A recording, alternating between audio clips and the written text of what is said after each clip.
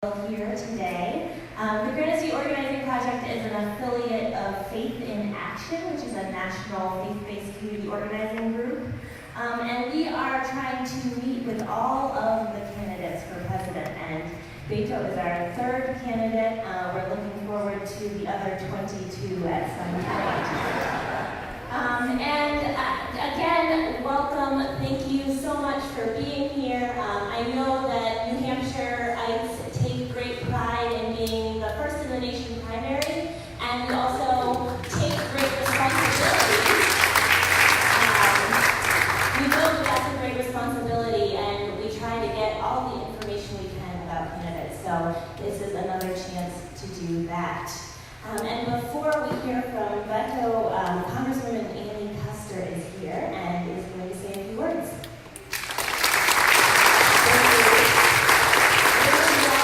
Thank you so much for having us. Thanks to the Granite State Organizing Project for your advocacy and everything you're doing on immigration. I will be very brief. I am literally just back from the border. I've just flown in from Brownsville last night to Dallas and to Boston to be here with all of you. I went down with a delegation of 20 members of Congress from the House, and our goal was oversight to make sure that we can see how people are being treated. I come back very, very concerned about human rights violations and about a culture of cruelty. And so it's appropriate that we would all be here together to have this conversation. I do have on my website photos and video. We were very persistent about getting the video. We were, I think, the first congressional delegation that's been able to get in with our phones. We had a legal opinion from our House Legal Counsel that this is our oversight function. I believe that journalists should be able to be inside and take whatever pictures and video will bring this story to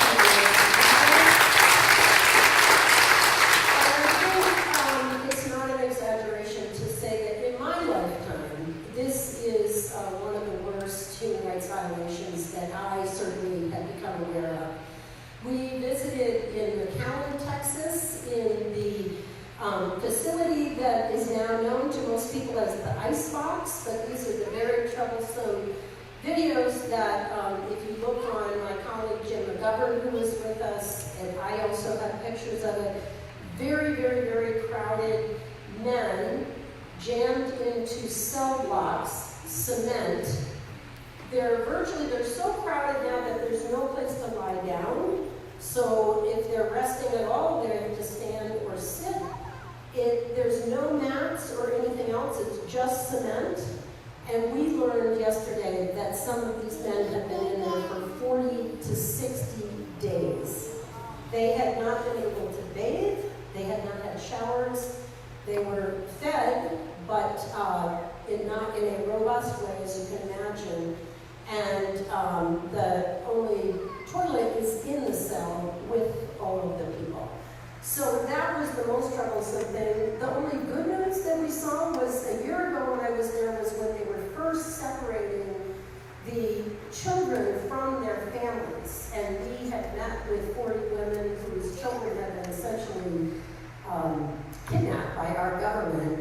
That is no longer happening, but children are being separated from aunts, uncles, grandparents.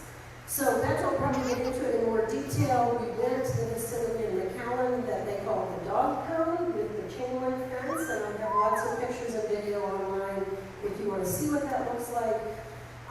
Luckily, the families are being moved through more quickly, and they are being released in many cases to nonprofit agencies that are then helping them to connect with their sponsor families across this country and coming by bus to reunite with their family, and then they will have their asylum hearing. So I'm just so grateful that Beto is bringing this conversation to all of you, and we will be having more conversations to come. My role today, in addition to singing the praises of my dear friend and colleague Beto O'Rourke, we came in together in the class of 2020 2012. We actually sat together on the House Veterans Affairs Committee. He is compassionate, he is knowledgeable, and he is really a fighter. I watched him go to bat for veterans, and I've watched him go to bat for new Americans. He comes from the community of El Paso. He'll talk a lot about that, but he's very, very knowledgeable about these issues. They're complex, and we have to find balance. But before we get to that, I get the great honor to introduce Carla. Where's Carla? Hopefully she's right here, ready to go, right in the front row. Carla, come on, because I want to introduce you to everybody. Carla is from Brownsville. We just discovered this. Born in McAllen. So I've been with the people. It was 100 degrees yesterday when we crossed the border over to Mexico. So we're delighted to have you here. This is a time-honored tradition, picking the next president of the United States. Thank you for spending your youth in New Hampshire, helping with that decision, and I'll turn it over to Carla.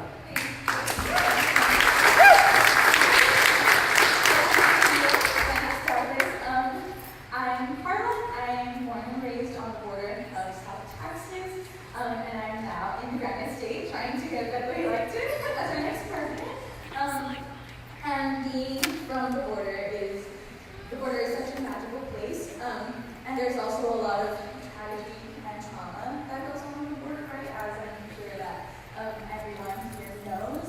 So I come from a mixed status family, and what that means is that I am the only documented person in my family. So I take my privilege as a citizen very seriously. And so growing up, I didn't always know what that meant, right? Oh, yeah. My mom would always tell me, there are certain things that we can't do, and certain things that we need to look out for, like border patrol, right? Because it's the part where I'm from, which includes her not being able to drop me off at college, right? Her not being able to go back home for her parents' passings, or be able to see my brother back in Mexico for a very, very long time. And so these are real families who are affected, right? And we're here to help them and to fight for them, right? To fight for me and my mom and every other mixed status family or single status family that is here to be united because we all deserve to be here. We've worked really, really hard. And I remember back in 2016, I went to a political rally, right? Less than a week before Super Tuesday, before I got a chance to vote. And I voted, and at the end of the day, we all know the results from that. And I didn't know how to tell my mom, but I didn't do absolutely everything I could to get her elected, right? I didn't know how to apologize for me letting her down. I didn't know how to apologize for what was to come because I couldn't protect her. We tried really, really hard, right? And unfortunately, we know enough now that voting isn't the only thing that we can do, right? We need to get active, we need to get mobilized, we need to get involved, because there are people who are counting on us, right? All across the country, all across the United States, all across Las Americas, because that's where the problem is, right? That's where we need to put in our resources, and Beto has an amazing plan to get that done.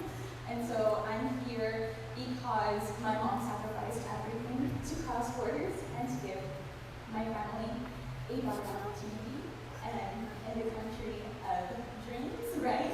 That's why we're here, because we want to contribute, we want to make this a better place for everyone, and there's absolutely no one that I trust more to make that happen than Beto, born and raised on the border, because not until the 2018 election, we felt like there was really much hope. My mom and I went to go see Beto for the first time back in February of 2018, and that's the first time we really felt hope again. And so I quit my job as an educator, as an ESL educator, to put all of my efforts into getting Beto elected into the U.S. Senate, because that's what my family deserved, that's what my students who were new to the country and didn't know English deserved.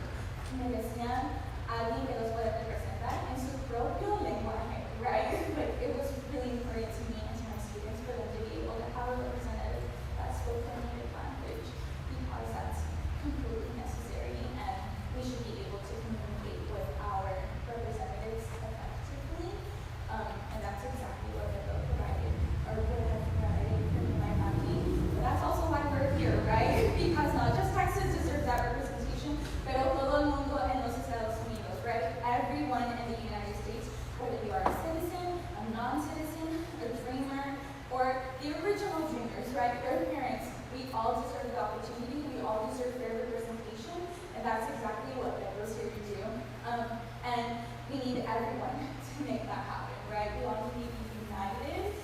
are not here to write anyone off. We are here to bring them in and get this work done and progress our country forward. So, without further ado, I want to introduce y'all to Nuestra Esperanza, my family. So, let's go over.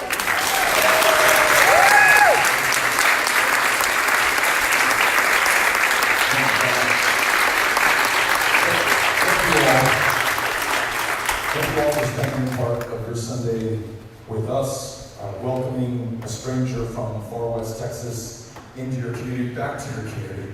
Annie was just reminding me that the last time we saw each other was here in Nashua at a town hall at Nashua Community College. So our gratitude to everyone who's welcoming us back, and everyone who's here on one of the most important issues that we could be talking about and working on at this moment: immigration.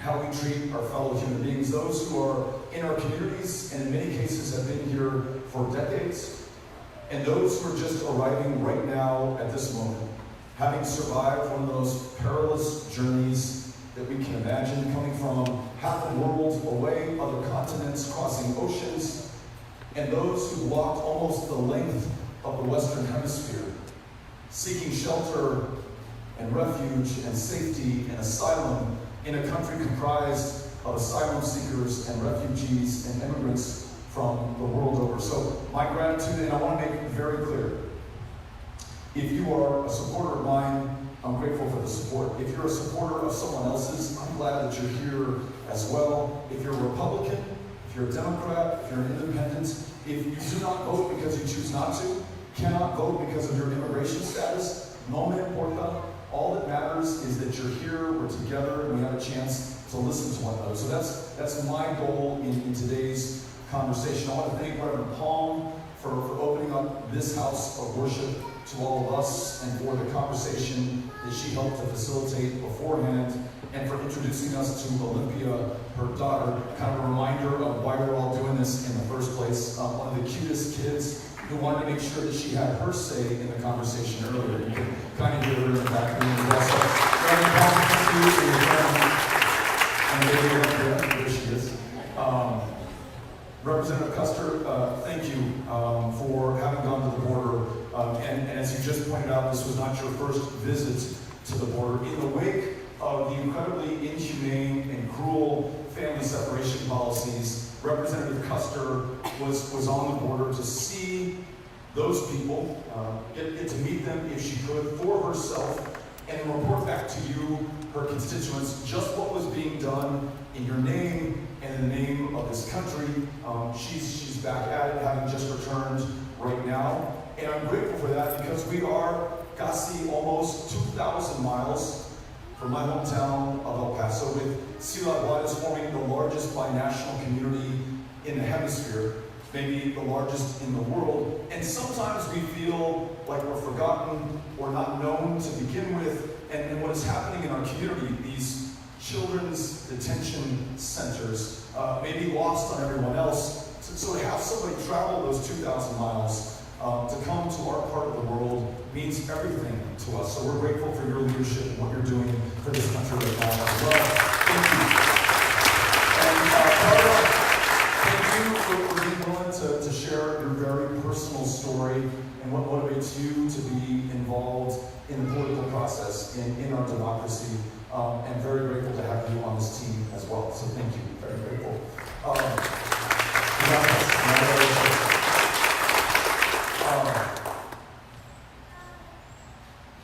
My thoughts right now, and I think I may speak for many of us, are with our fellow Americans who today especially live in fear or just outright terror of being deported back to a country which in many instances they have not been to, not in years, but not in decades. Firmly planted their roots here in Nashua or El Paso, Texas, or any town, USA, have raised their U.S. citizen children here, have contributed far more than they have ever taken. In fact, we all know, very often working the toughest, the hardest, the most backbreaking jobs that are available in the United States of America today. Very often, the very same jobs that no one born in the United States of America today wants to or is willing to work. And if they are lucky, those undocumented immigrants that I'm referring to are making a minimum wage. In my home state, that's $7.25 an hour. Far too often, they're making something less than a minimum wage, if they make anything at all. Their immigration status used as leverage against them, being kept in some kind of modern-day bondage in this country in the year 2019. And in addition, y además, on the border and away from the border, we are detaining, incarcerating children at record numbers. Somebody in El Paso, Texas described this to me as the largest mass incarceration of children who have committed no crime whatsoever since the internment of Japanese American children beginning in 1942 in this very country, something for which we have apologized officially in the United States of America, and something that I think every single one of us at least would claim to oppose if we were alive at the time and in a position to do something about it. I'll also call to your attention the fact that 10 days ago we just celebrated the 243rd anniversary of our Declaration of Independence. And worth noting that that document begins, unlike almost every other nation on the face of the planet, not with a call to common race or ethnicity or ancestry, but this idea that we are all created equal. And that this country, which has welcomed immigrants and asylum seekers and refugees from the world over, is the greatest country on the face of the planet today, because we are a country comprised of the people of the planet. The way someone put this to me, your ancestors may have come to what is now the United States of America 10,000 years ago in a land bridge connecting Siberia to Alaska.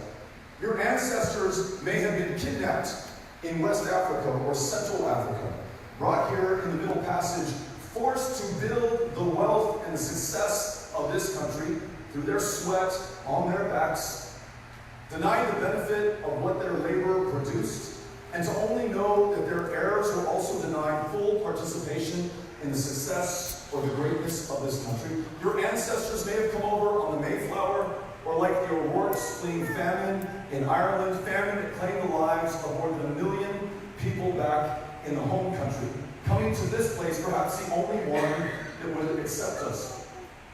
There are millions of stories, all of us coming over in a different ship, as John Lewis, our former colleague, my former colleague, your current colleague would say. But now all of us in the same boat. And we lose sight of our origin and who we are and how we came together at our peril.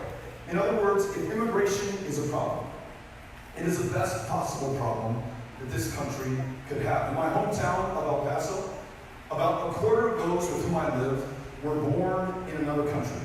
Now that's the official measure. Unofficially, including undocumented immigrants, the number's got to be a lot higher. And the way I look at this, those immigrants, those asylum seekers chose us. They left their hometown, their family, their language, very often their culture, and certainly their country, to start anew as strangers in a strange land, to do better for themselves and for their kids, but also to do better for all of us, and they have. El Paso, Texas today is one of, if not the safest cities in the United States of America. And it's safe not despite, but because it is a city of immigrants. Their very presence has added to our security and to our safety.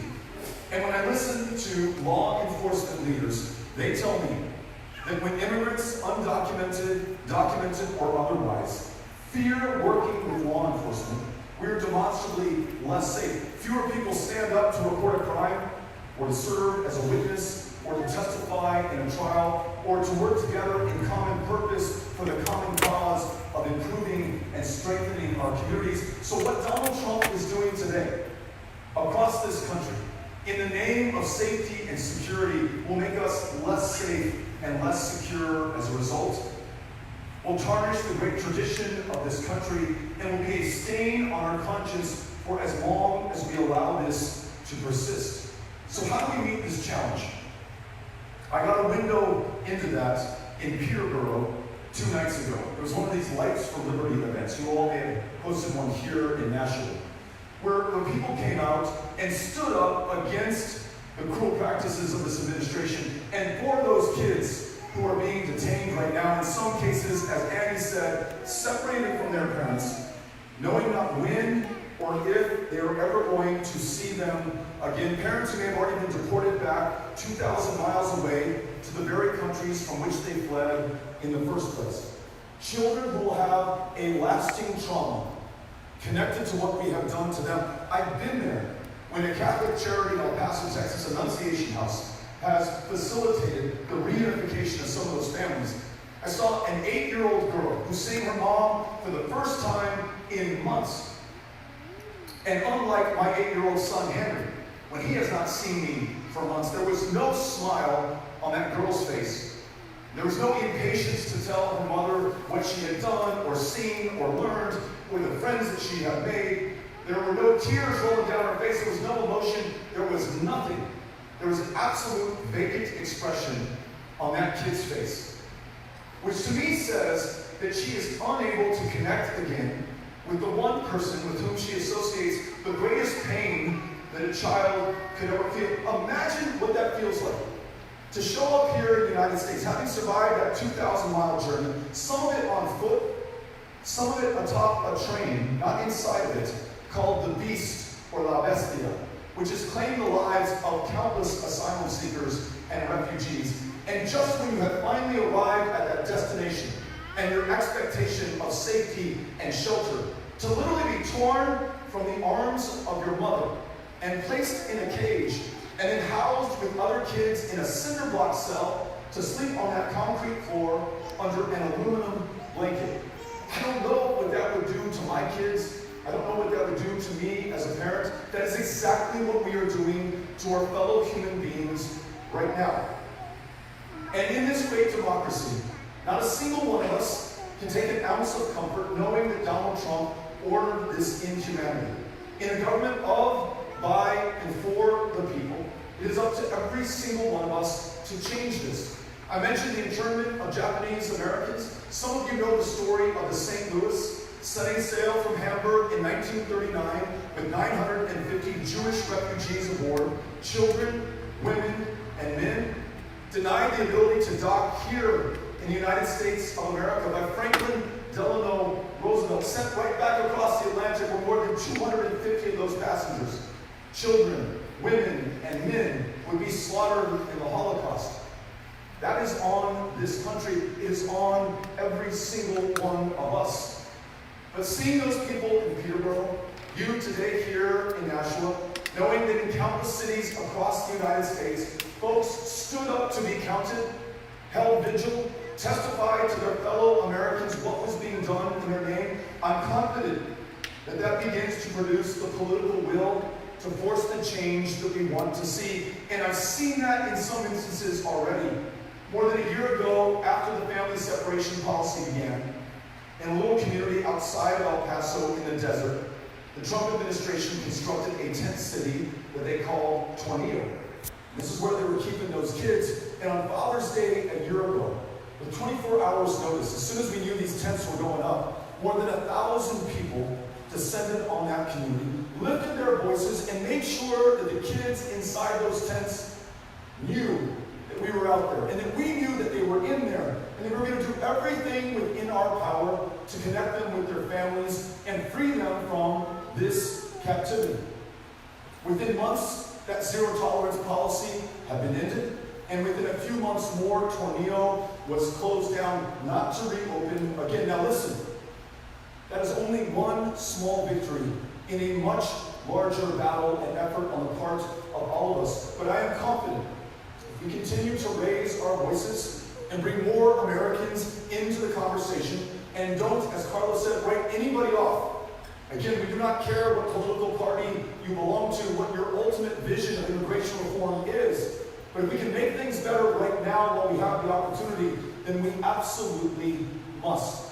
Por último, last thing. In addition to ensuring that we never again cage another child or separate another family and move every mountain, bear every burden price to make sure that we reunify those families, and especially those kids who have been separated already. Let's do the following. Let's work together as a country and with the other countries of the Western Hemisphere to address the conditions in Honduras, in Guatemala, in El Salvador that would ever compel somebody to leave their country in the first place.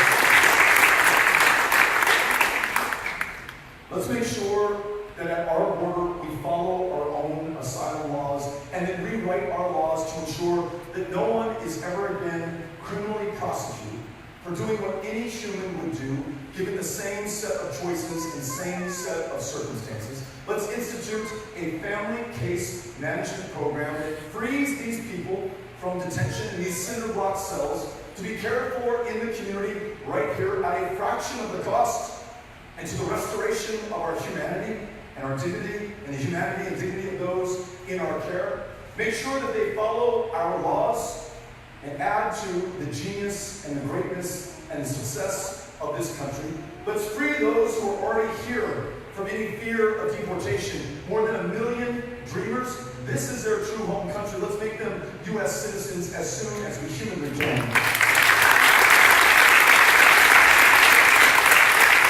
Their brothers and sisters, their parents, the original dreamers, millions more all over the United States of America. Allow them to come forward, register with the government, pay any back taxes that they owe, although we know they pay far more into this government and our system than they've ever received in benefits or anything that they could possibly take out, and then allow them to contribute to their full potential as legal permanent residents, and ultimately, I hope, as U.S. citizens.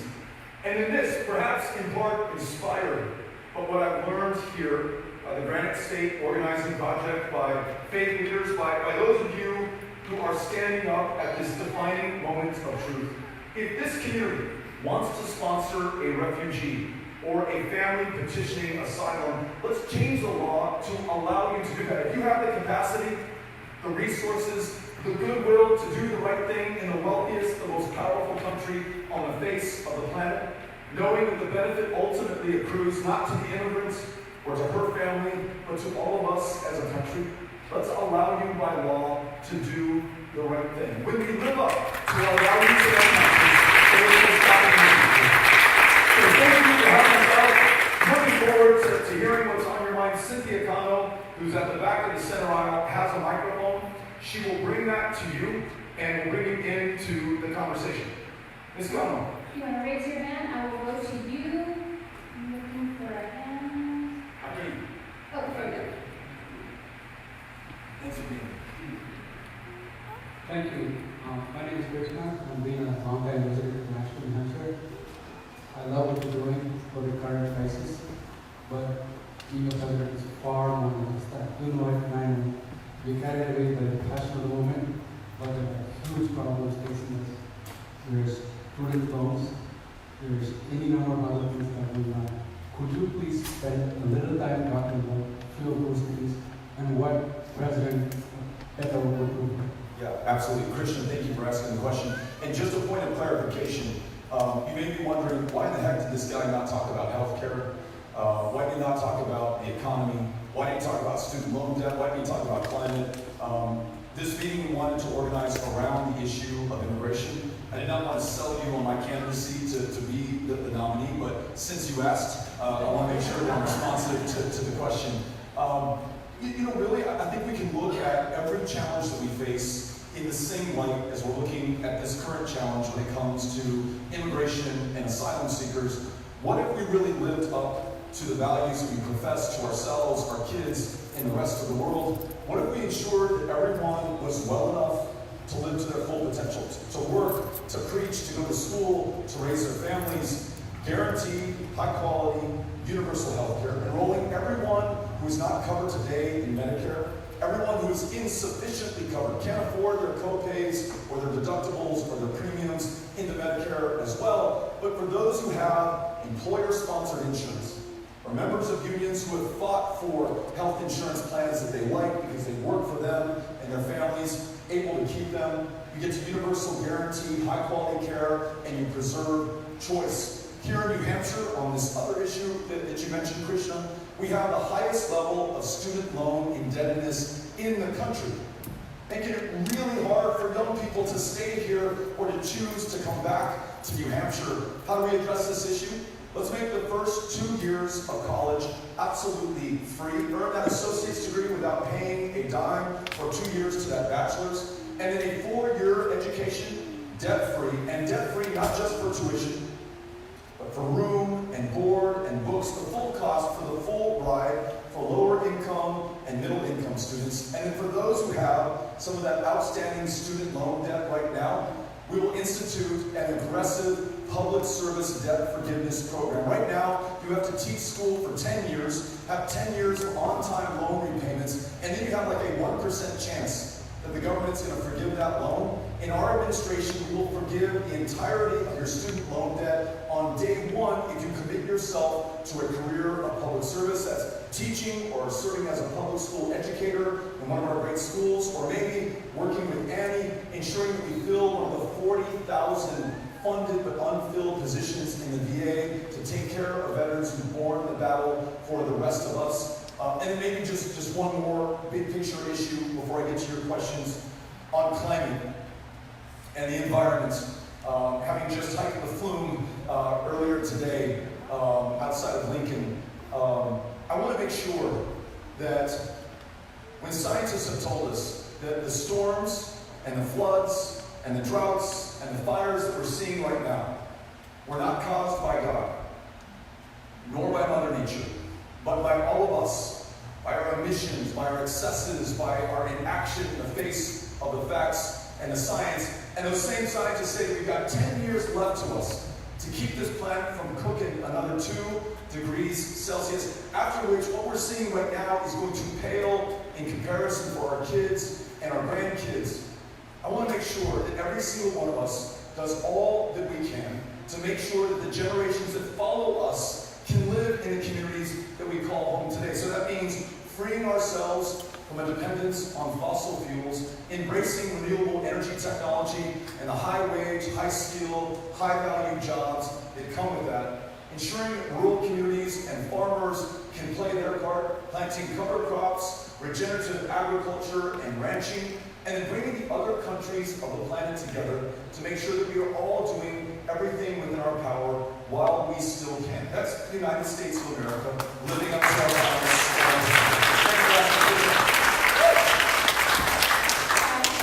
Hi there. I'm Danielle. Danielle. Did you go to college? Yes. Where? Columbia. Columbia University. Yeah, New York City. Gotcha. What would you do about opioids? Have you seen Thank you, Daniel, for asking the question. I'm going to follow the lead of New Hampshire. I'm going to follow the lead of Annie Custer on this challenge. I've learned by listening to people in this state that you are innovating in the treatment and care for those who have addictions that in almost every instance began with a legally prescribed pharmaceutical. Those who are at risk of overdosing are not criminals in my mind, are not a problem for the criminal justice system. They are a public health opportunity. Annie shared with me what some innovative cities in the state are already doing. I believe Manchester has a safe stations program. Go into any, and Nashua, go into any fire station, and without the risk of being criminally justice involved or being arrested or prosecuted, you can get the help that will literally save your life.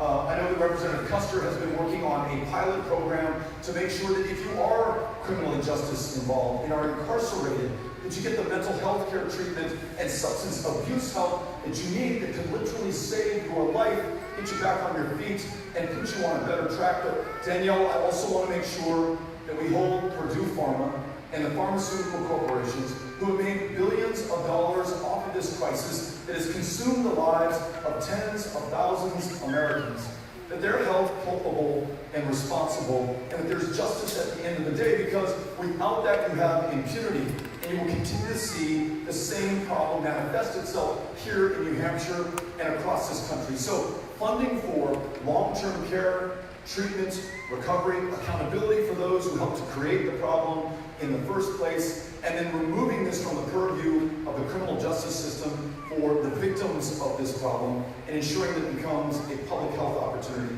for our country. Thanks for asking the question. Appreciate it.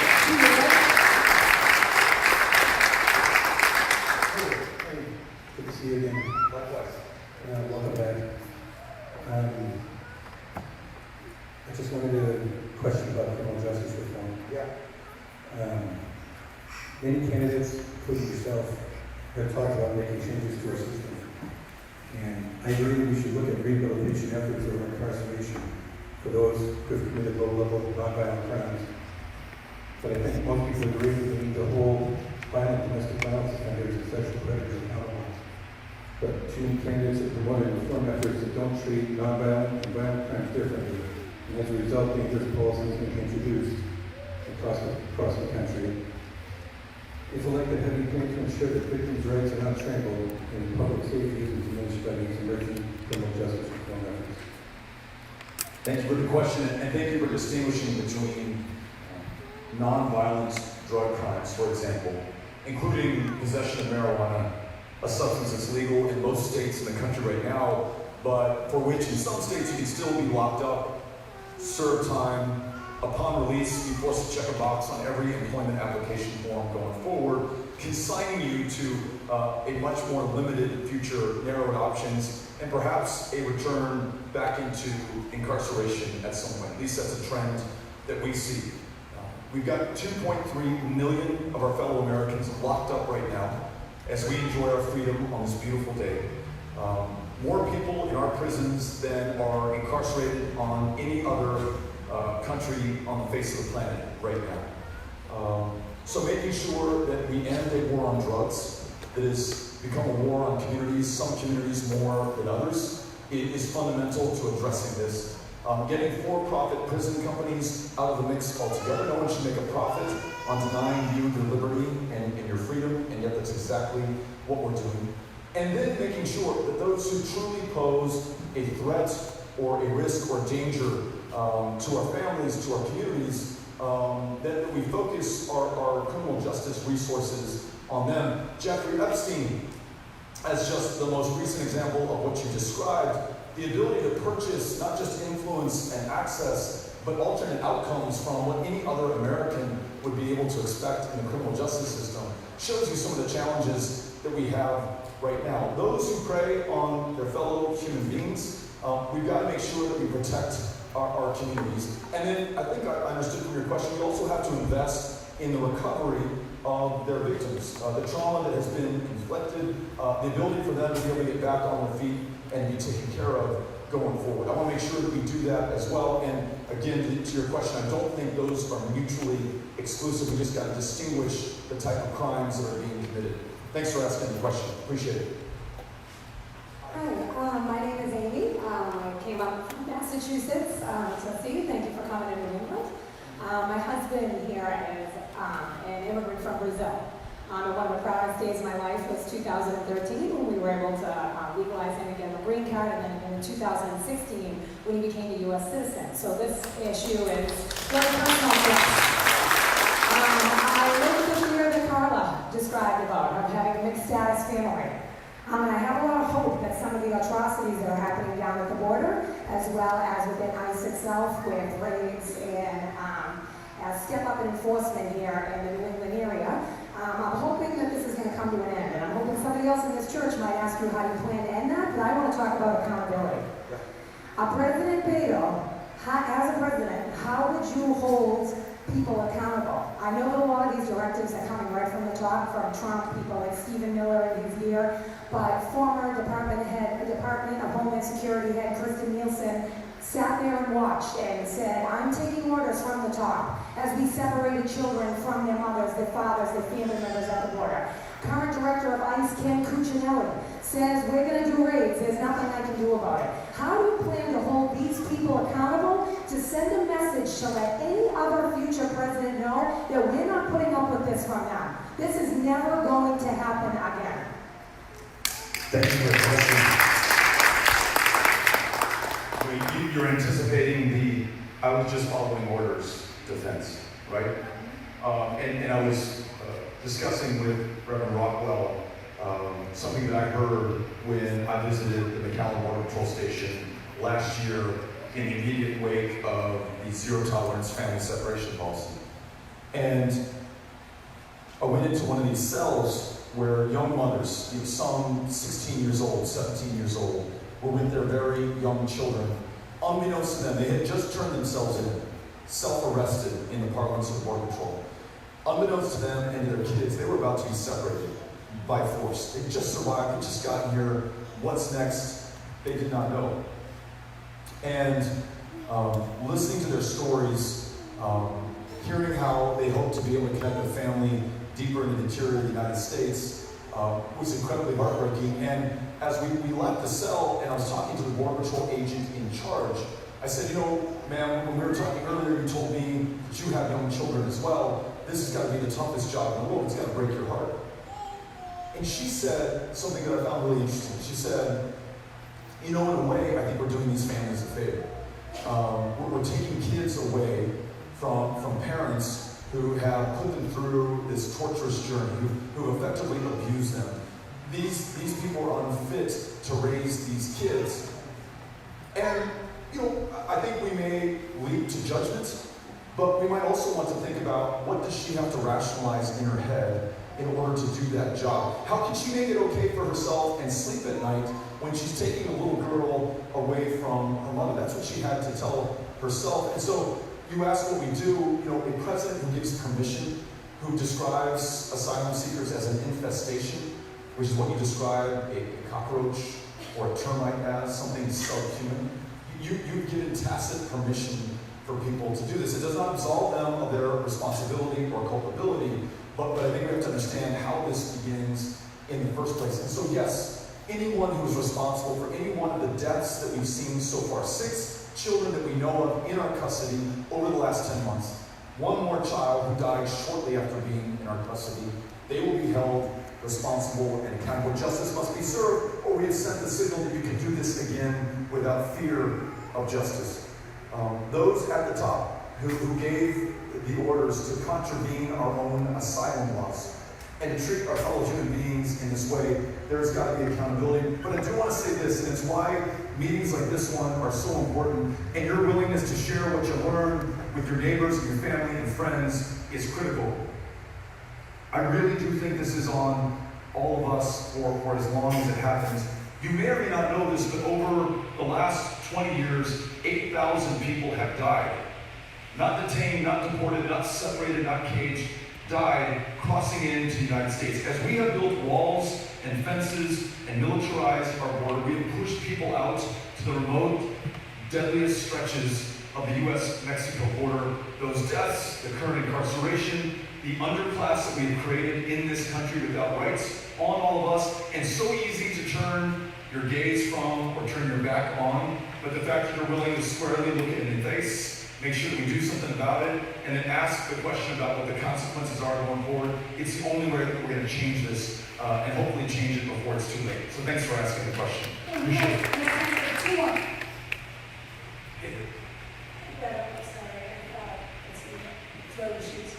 I just turned 70, so this is that stage of my form, looking back, looking forward, and sort of putting pieces together. And along the same vein is a question, only at a national scale. I see our country right now having one of the biggest challenges being trust and faith. That there's been such a climate of lies and disinformation. People don't know who or what to believe. How would your administration hold that issue, restoring some credibility, transparency, and accountability? Yeah. Love your question. First, I think speaking the truth and not lying is a great place for us to start. Believing in science and the scientists and the facts to make the policy, whether it's on climate, whether it's on health, whether it's on immigration and asylum policy, or foreign policy as it pertains to the Western Hemisphere. And then you use a really important word, transparency. Being accountable in meetings just like this one. Answering to those who placed me in the position of public trust in the first place. reminding myself who it is I serve at the end of the day, not corporations, not special interests, not the next election, not the current poll, but you and the next generation who are depending on us at this defining moment. And if there were ever a moment for us to have this conversation, it is this one. During this administration, committing not just these unspeakable acts of cruelty and inhumanity, but I don't know if you saw some of the president's comments today. 4 duly elected representatives in the U.S. House telling them to go back to their country. 3 of them born here in the United States, based on their ethnicity and their race, not too far afield from conflating a Muslim American woman who serves in the House with the terrorists of 9/11, which he has done.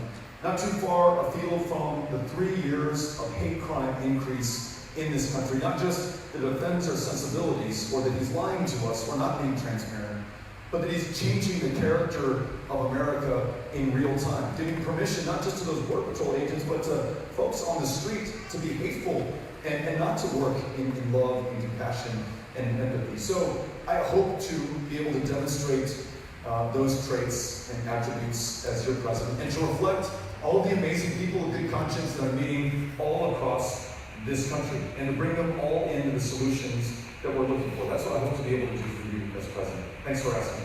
Okay, this is our last question. Hi there. 2 questions, but I'll just ask them. Talk about neighborhood crisis. We have chronic communication from many of us across the world, and we have been blamed, included in people who are using opioids. What about the people who are dying of fentanyl? Fentanyl comes from China. What is being done to stop that? Thanks for asking the question. You know, the vast majority of fentanyl that's coming into this country is coming in through the U.S. mails, and it's coming in through legal ports of entry, not in between the ports of entry, not where the Border Patrol ranges or where the wall is going to be built right now. I think there are some real common sense solutions to better scanning the mail that's coming into this country in the first place, and then investing in those ports of entry that connect us with Mexico and the rest of the world, where 90% of everyone and everything that ever comes into this country, including fentanyl, first passes. So stepping up, not with Border Patrol or military enforcement, but customs officers who facilitate trade and travel and the lawful passing of tourists and people who want to join their family, and then preventing illegal drugs and human smuggling from taking place at our border. That makes a ton of sense to me. And when I was a member of Congress, I introduced legislation to do this with my Republican senior senator, John Cornyn, showing that a Republican and a Democrat, a House member and a senator could find common ground on this issue. We don't need walls, we don't need to militarize, we don't need to scare people about the border. We just need to do sensible things and enact them in our policies. And thank you for asking the question. I appreciate that. Thank you all for coming out here today. I'm really grateful. I'll make sure that, why don't I just take this additional question? You've been persistent, patient. Yep. Here, take mine. This is getting hit forward here. I wasn't really prepared. So I just want to say thank you, first of all, for coming to New Hampshire. And it takes a lot of guts to run for president, so I appreciate you running for president. That being said, I'm originally from Massachusetts. Have you ever heard the name Matthew Denise? He was a young man, I believe he was 21 or 22 years old. He was from Milford, Massachusetts. He was run over by an illegal alien driver. He was dragged a quarter of a mile in the wheel well of this illegal alien truck driver in his truck. He had his little child in the truck. He was driving drunk, and people pounded on the glass of the truck to stop, and he kept on going, and he actually backed up and ran over him more. This young man was trying to ride his motorcycle. My question for you is, what do you say to his mom? You know, her son, Matthew Denise, would be alive today. Right now, today in 2019, this young man would be alive if the border was actually enforced. If we actually enforce our existing laws. So what would you say to that mother whose son should be alive, but again, if the law was actually enforced, her son would be alive? What is your answer to that question, please, sir? Thank you. Thank you for being here. You know, I would say to Matthew's mother, and I think we all feel the same way, we're incredibly sorry for her loss. It should not have happened. The person responsible should be fully prosecuted for what he did. But the implication that you're attempting to give to everybody here is that undocumented immigrants are a danger and a threat to this country. And what I will tell you, I was asked a question about the facts earlier, and whether we can trust one another anymore. We know that immigrants, including undocumented immigrants, commit crimes at a far lower rate than those who are born in this country. And I mentioned El Paso, Texas is one of the safest cities in the US. It is not an outlier amongst cities of immigrants. If you look at McAllen, Texas, if you look at San Diego, California, these communities of immigrants are far safer than communities deeper into the interior. But to the spirit of your question, I allowed you to speak. I allowed you to speak. Let me get my answer to you. Deny the fact that his son.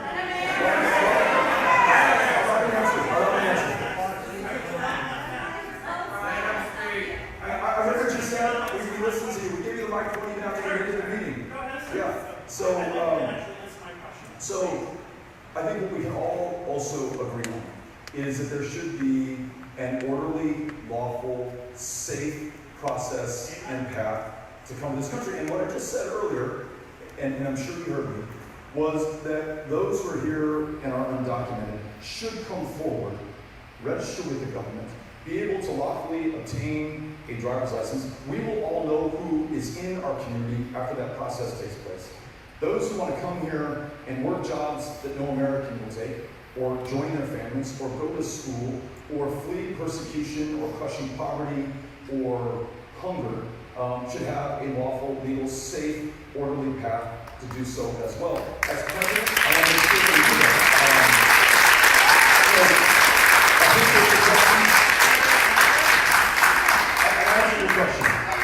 I answered your question. Will you deny that her son would be alive today if the laws weren't enforced? Thank you very much. Thank you all for having us out here today.